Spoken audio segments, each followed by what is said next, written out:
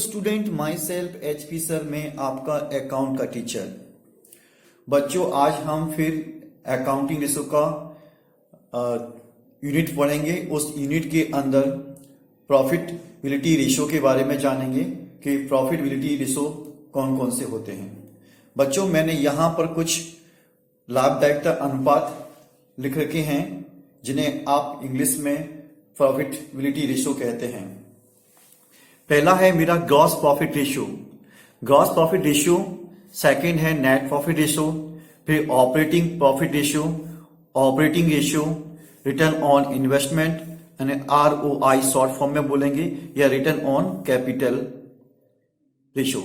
बच्चों, ये हमारे यहां मैंने 5 प्रकार के आपके प्रॉफिटेबिलिटी रेशियो लिख रखे हैं और मैं अब एक्सप्लेन करने जा रहा हूं।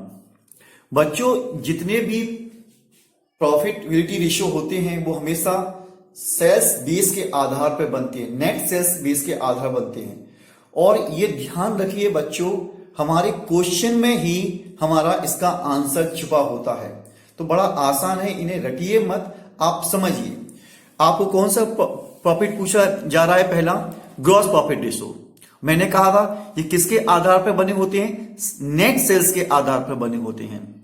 इसका मतलब ये हुआ कि ग्रॉस प्रॉफिट रेशियो का जो रिलेशनशिप है वो ग्रॉस प्रॉफिट और नेट सेल्स के साथ है, यानी कि gross profit ratio always net sales पे कैलकुलेट किया जाता है, यानी परसेंटेज में इसका आंसर। यानी हम जो भी लिखेंगे, इनके जो आंसर आएंगे बच्चों, हम जो भी आंसर लिखेंगे वो हमेशा किस में लिखे जाएंगे? हमारे परसेंटेज में आंसर लिखे जाएंगे। तो gross profit ratio is equal to क्या होता है? Gross profit into 100 upon net sales. Net profit ratio क्या होता है? Net profit into 100 upon net sales. Operating profit ratio क्या होता है? Operating profit into 100 upon net sales. Operating ratio क्या होता है? Operating cost into 100 upon net sale. Return on investment, net profit before tax, interest and dividend upon capital employed into 100। इसे return on capital employed या return on investment भी के नाम से भी जाना जाता है। तो बच्चों, ये हमारे प्रॉफिटेबिलिटी रेशियो होते हैं। अब हम आगे इनके डिटेल के बारे में जानते हैं कि एक एक करके इनके डिटेल के बारे में स्टडी करते हैं कि कौन कौन से हमारे प्रॉफिट रेशियो थे। तो हम उसमें से पहला रेशियो बात करते हैं, ग्रॉस प्रॉफिट रेशियो। बच्चों, आपको फॉर्मूला याद हो गया है, सेल्स बेस के आधार पर होता है। तो gross profit ratio, gross profit into 100 upon net sales. अब इसमें मैंने कुछ बच्चों डिटेल बताई है, कुछ वर्किंग नोट बताए हैं, उनको आप समझ लीजिए। रटना नहीं है, आपको समझना है। यहां पर देखिए, नोट 1 में लिखा है मैंने, ग्रॉस प्रॉफिट फॉर्मूला होता है sales minus cost of goods sold. और कॉस्ट ऑफ गुड्स सोल्ड क्या होता है हमारा? Opening stock plus purchase minus closing stock और प्लस डायरेक्ट एक्सपेंसेस। बच्चों, ये कॉस्ट ऑफ गुड्स सोल्ड का फॉर्मूला इसे एडजस्ट परचेज के नाम से भी जाना जाता है, जो कि ट्रेडिंग अकाउंट के ट्रेडिंग अकाउंट के डेबिट साइड में शो किया जाता है। तो बच्चों, ये कॉस्ट ऑफ गुड्स सोल्ड आप पहले से अच्छी तरह से समझ चुके हो मुझसे, कई बार मैंने ये कॉस्ट ऑफ गुड्स सोल्ड के बारे में डिटेल में बात की है। तो वही चीज है। यहां पर भी हम कौन सी ग्रॉस प्रॉफिट रेशियो निकाल रहे हैं? एक्चुअल में बच्चे हम P&L अकाउंट के अंदर और ट्रेडिंग अकाउंट के अंदर जो भी हमारा अकाउंट होता है, वहां पर जो प्रॉफिट्स होते हैं, उन प्रॉफिट्स को हम रेशियो में अरिथमेटिक मीन में कन्वर्ट कर रहे हैं। तो हमारा ग्रॉस प्रॉफिट रेशियो क्या हुआ? Sales minus cost of goods sold. Second note क्या बताया मैंने? कॉस्ट ऑफ गुड्स सोल्ड चाहिए आपको, opening stock plus purchase minus closing stock plus direct expenses, और सेल्स माइनस ग्रॉस प्रॉफिट। इसी फॉर्मूले से मैंने कन्वर्ट कर दिया कि इस तरह से भी निकाला जा सकता है। इसका थर्ड मेथड है कि किस प्रकार से और निकाला जा सकता है। कॉस्ट ऑफ मटेरियल्स कंज्यूम ले लीजिए, plus purchase of stock in trade ले लीजिए, change in inventory of finish goods ले लीजिए, वर्क इन प्रोग्रेस और प्लस डायरेक्ट एक्सपेंसेस। इस माध्यम से भी निकाला जा सकता है। बच्चों, नेट सेल्स क्या होती है? टोटल सेल्स में से सेल्स रिटर्न माइनस कर दिया जाए तो उसे नेट सेल्स माना जाता है। नेट सेल्स का मतलब ही है कि इसमें टोटल सेल्स में से आप क्या निकाल दें, आप उसमें से सेल्स माइनस कर दे तो आपकी नेट सेल्स कैलकुलेट हो जाती है। तो आशा करता हूं कि बच्चों अब आपको ग्रॉस प्रॉफिट रेशियो भी डिटेल में समझ में आ गया होगा। सेकंड फॉर्मूला था हमारा नेट प्रॉफिट रेशियो। बच्चों नेट प्रॉफिट रेशो जो हमारा है वो net profit into 100 upon net sales, बड़ा आसान है। देखिए आपका नेट प्रॉफिट यही लिखा हुआ है क्वेश्चंस के अंदर ही। तो नेट प्रॉफिट का हमें परसेंटेज कैलकुलेट करना है। मैं एक सरल भाषा में बता, नेट प्रॉफिट कैलकुलेट करना है किस पर, सेल्स पर करना है। तो net profit into 100 upon net sales आ जाएगी। आप जब भी कोई परसेंटेज कैलकुलेट करते हैं तो आपको, जैसे आपके क्लास 11th में जो आपके परसेंटेज बने हैं, तो आपने देखा, आपने बोला कि सर मेरा 90% बना है किसी मैथमेटिक्स सब्जेक्ट में, तो आपने कैसे निकाला उसका, 100 का आपका पेपर था और उसमें से आपके 90 मार्क्स आए थे, तो आपने 90 इंटू 100 अपॉन 100 कर लिया, तो आपका कितना आ गया, आपका 90% हो गया आपका कैलकुलेट। तो वो यहां भी हम परसेंटेज में कैलकुलेट कर रहे हैं। तो नेट प्रॉफिट का हमें परसेंटेज कैलकुलेट करना है नेट सेल्स पे। मैंने कहा ना, ये जितने भी हमारे प्रॉफिटेबिलिटी रेशो होते हैं वो सेल्स बेस के आधार पर होते हैं। तो बेस क्या रहेगा हमारा, नेट सेल्स रहेगा। तो net profit is equal to क्या होगा, net profit into 100 upon net sales. यहां भी हम डिटेल के बारे में बात कर लें कि net profit is equal to क्या होता है, ग्रॉस प्रॉफिट में से अगर हम इनडायरेक्ट एक्सपेंसेस और प्लस इनडायरेक्ट इनकम कर लें तो नेट प्रॉफिट कैलकुलेट किया जाता है। या बच्चों आप P&L अकाउंट बना लीजिए। आपने अगर 11th क्लास में अच्छी तरह से स्टडी की है तो आपको वहां P&L अकाउंट बनाना सिखाया गया था, तो वहां से आप नेट प्रॉफिट कैलकुलेट कर सकते हैं। और यहां एक शॉर्टकट तरीका और है कि sales minus cost of goods sold minus operating expenses minus non operating expenses और प्लस नॉन ऑपरेटिंग इनकम, अगर इनके माध्यम से भी हमारा नेट प्रॉफिट कैलकुलेट किया जा सकता है। तो बच्चों आशा करता हूं कि आपको सेकंड फॉर्मूला आपको समझ में आ गया होगा, नेट प्रॉफिट रेशो। चलिए हम नेक्स्ट फॉर्मूले के बारे में बात करते हैं। अब नेक्स्ट फॉर्मूला हमारा बच्चों आता है ऑपरेटिंग प्रॉफिट रेशो आता है। यहां भी नाम से क्लियर आ गया कि operating profit into 100 upon net sales होगा। अब बात करते हैं कि सर नेट प्रॉफिट में ऑपरेटिंग प्रॉफिट कैसे कैलकुलेट किया जाएगा। तो ऑपरेटिंग प्रॉफिट कैलकुलेट करने के लिए मैंने नोट बनाया है कि gross profit plus other operating income minus other operating expenses. तो आपकी जो भी अदर ऑपरेटिंग इनकम होगी वो प्लस कर दी जाए और माइनस अदर ऑपरेटिंग एक्सपेंसेस कर दी जाए, तो ऑपरेटिंग प्रॉफिट आपका निकल के फाइंड हो जाता है। इसी का सेकंड तरीका और बताया है, revenue from operation minus operating cost. ठीक है, यानी कि ऑपरेटिंग कॉस्ट माइनस कर दी जाए किसमें से, रेवेन्यू फ्रॉम ऑपरेशन में से, तो ऑपरेटिंग प्रॉफिट कैलकुलेट हो जाएगा। थर्ड केसेस बनाया है मैंने इसको समझाने के लिए, net sales minus cost of goods sold minus office expenses, sorry बेटा, office and admission expenses minus selling and distribution expenses. इस माध्यम से भी आपका क्या निकाला जा सकता है, आपका ऑपरेटिंग प्रॉफिट। आपने यहां गौर किया होगा बच्चों कि net sales minus cost of goods sold से क्या निकल के आता है, ग्रॉस प्रॉफिट निकल के फाइंड हो जाता है। तो बच्चों मैंने इसी को यहां से सेकंड रूप लिखा है इसी का, gross profit minus office and admission expenses minus selling and distribution expenses minus कर दी जाए तो आपके ये ऑपरेटिंग प्रॉफिट कैलकुलेट हो जाएगा। तो आशा करता हूं कि आपको ऑपरेटिंग प्रॉफिट रेशो भी समझ में आ गया है। अब आते हैं हम प्रॉफिटेबिलिटी रेशो के फोर्थ काइंड पे आते हैं, चौथे प्रकार का कौन सा होता है। चौथा है हमारा, फोर्थ है हमारा ऑपरेटिंग रेशो। ऑपरेटिंग रेशो का मतलब है operating cost into 100 upon net sales. अब ऑपरेटिंग कॉस्ट क्या होती है बच्चों, ऑपरेटिंग कॉस्ट को माना गया है cost of goods sold plus operating expenses को माना गया है कि अगर आपके पास कॉस्ट ऑफ गुड्स सोल्ड है और ऑपरेटिंग एक्सपेंसेस है, आप इन दोनों को ऐड कर दी जाए तो आपकी ऑपरेटिंग कॉस्ट कैलकुलेट हो जाएगी। बच्चों अब आता है क्वेश्चन, सर कि ऑपरेटिंग एक्सपेंसेस क्या होते हैं। अब आप क्वेश्चन करेंगे sir cost of goods sold क्यों नहीं समझा रहे। अरे भाई कॉस्ट ऑफ गुड्स सोल्ड के बारे में हम पहले से डिटेल में बात कर चुके हैं, तो यहां पर सवाल ही नहीं उठता कि कॉस्ट ऑफ गुड्स सोल्ड के बारे में कुछ बताया जाए। अब आपको यहां पर सिर्फ क्या समझना है, ऑपरेटिंग एक्सपेंसेस समझना है। बच्चों ऑपरेटिंग एक्सपेंसेस के अंदर तीन चीजों को इंक्लूड किया जाता है एंड थ्री आइटम को इंक्लूड किया जाता है. That is the first one office and administration expenses, plus second selling and distribution expenses, third financial expenses. ये these are expenses include in operating expenses. तो ऑपरेटिंग एक्सपेंसेस हमारे कौन कौन से होते हैं?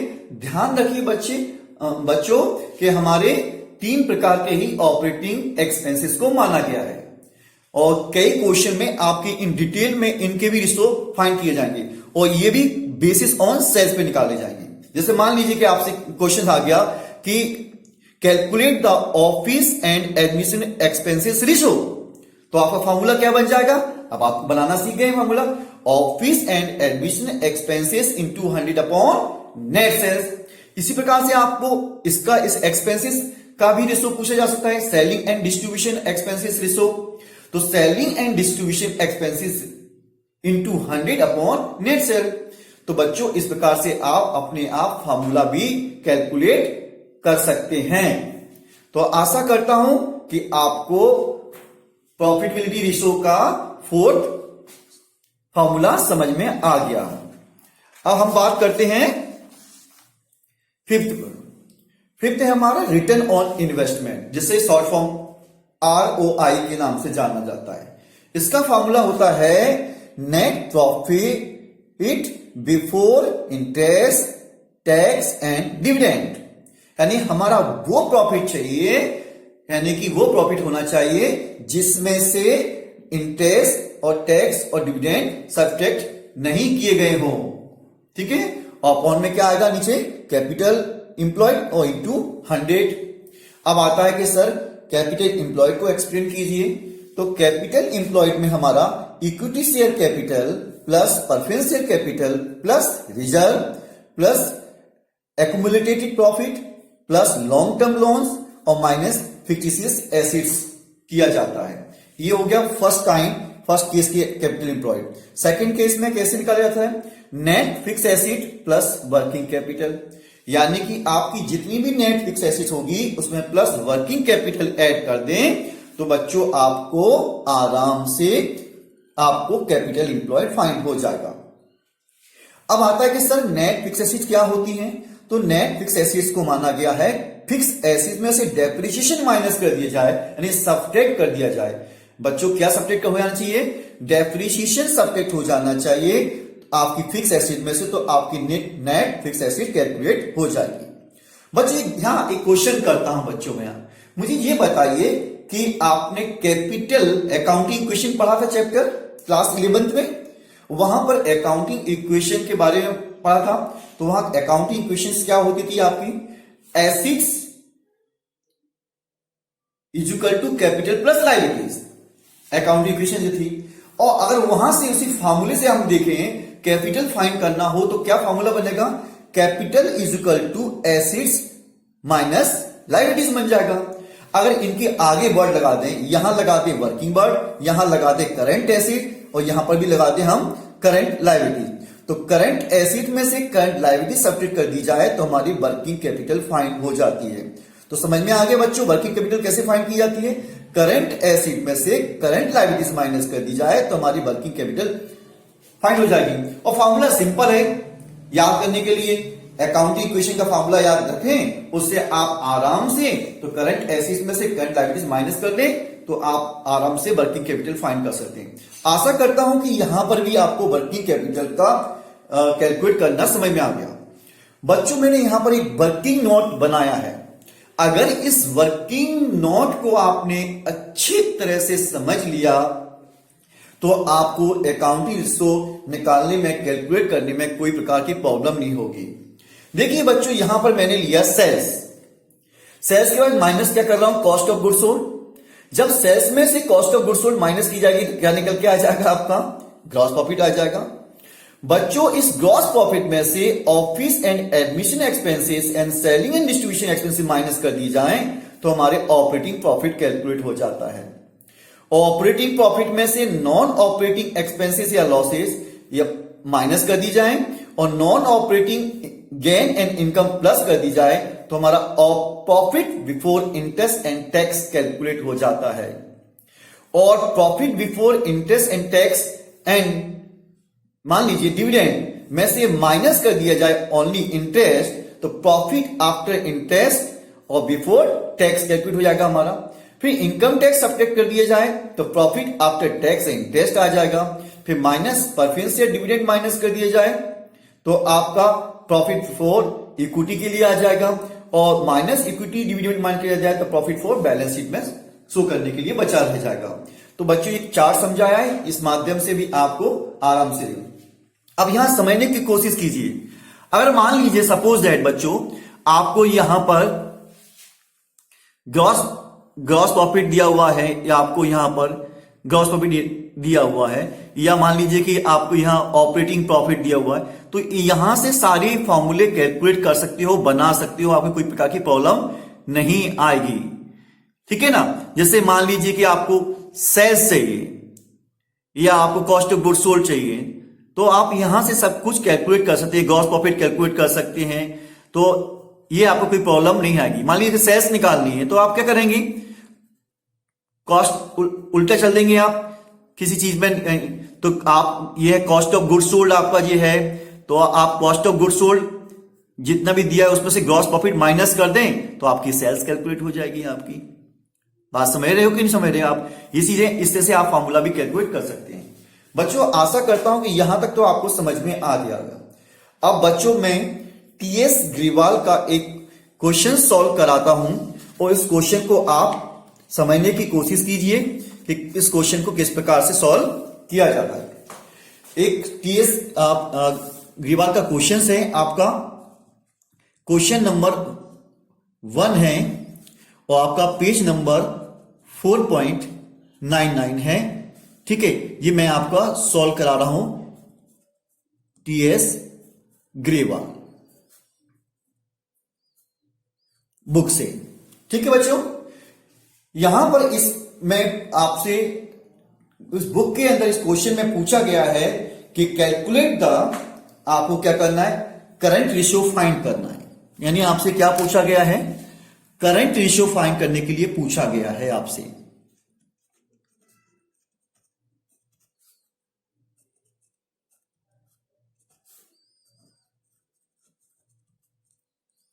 करंट रेशियो पूछा गया। तो बच्चों आपको मैंने बताया था करंट रेशियो का फॉर्मूला क्या होता है।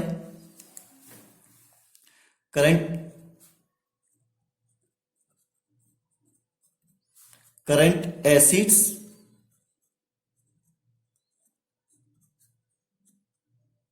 Upon current liabilities.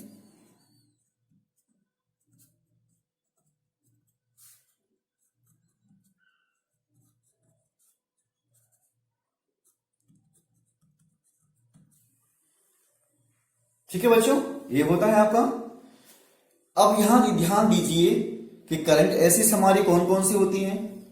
तो ये आपको मैं बुक दिखा रहा हूं, ये बुक के अंदर ये क्वेश्चन दिया हुआ है आपका, आप देख लीजिए बुक्स के अंदर। फर्स्ट क्वेश्चन नंबर है आपका, जिसमें लिखा हुआ है कि current ratio and quick ratio, और यहां का from the following computed the current ratio.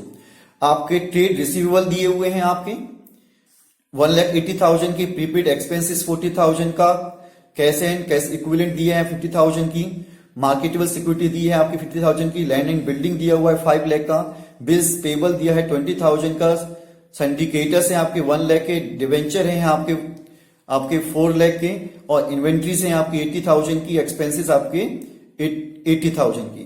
और मुझे यहां पर आपको करंट रेशियो कैलकुलेट करना है। तो आप बच्चों देखिए, मैं आपको यहां पर इसका क्वेश्चन सॉल्व करा रहा हूं। आपको आशा करता हूं कि करंट रेशियो समझ में आ जाएगा कि करंट रेशियो किस प्रकार से कैलकुलेट किया जाता है। तो पहले हम बच्चों यहां पर क्या लिख लें, पहले हम सारी करंट एसिड्स लिख लें कि करंट एसिड्स किन किन को माना गया है। शॉर्ट फॉर्म लिख रहा हूं। हमारी पहली करंट एसिड्स होंगी डेब्टर्स, हमारी दूसरी होंगी प्रीपेड एक्सपेंसेस,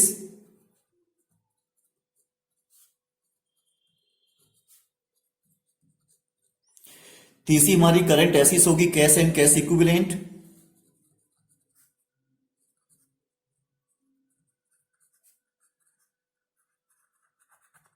कैश इक्विवेलेंट। फिर आपकी नेक्स्ट होगी मार्केटेबल सिक्योरिटीज।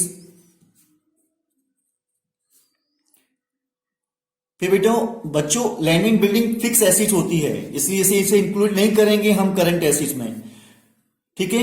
फिर आगे जाके देखें तो आपकी है इन्वेंट्रीज, यानी जिनको स्टॉक नाम से भी जाना जाता है,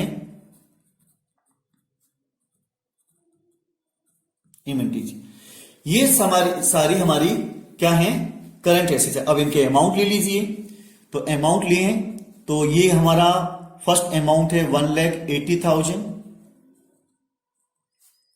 प्रीपेड एक्सपेंसेस का हमारा है 40,000। फिर हमारा कैश एंड कैश इक्विवेलेंट है 50,000। फिर मार्केटेबल सिक्योरिटीज है हमारी 50,000 की, और इसके बाद हमारे इन्वेंट्रीज हैं 80,000 की। These are current assets. तो आप यहां देखें कि आपका टोटल कितना हो रहा है। आपका 1,80,000 और 40,000, 2,20,000, फिर 3,20,000 और 80,000 यानी 4 लाख, यानी कि आपकी करंट एसेट्स कैलकुलेट हो गई 4 लाख।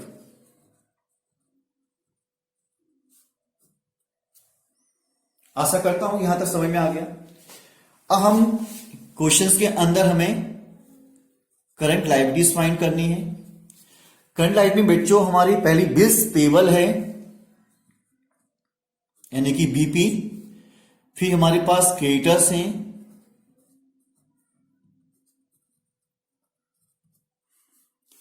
डिवेंचर बच्चों लॉन्ग टर्म लायबिलिटीज होती हैं, इन्वेंट्रीज हम इंक्लूड कर चुके हैं, और हमारे हैं एक्सपेंसेस पेबल।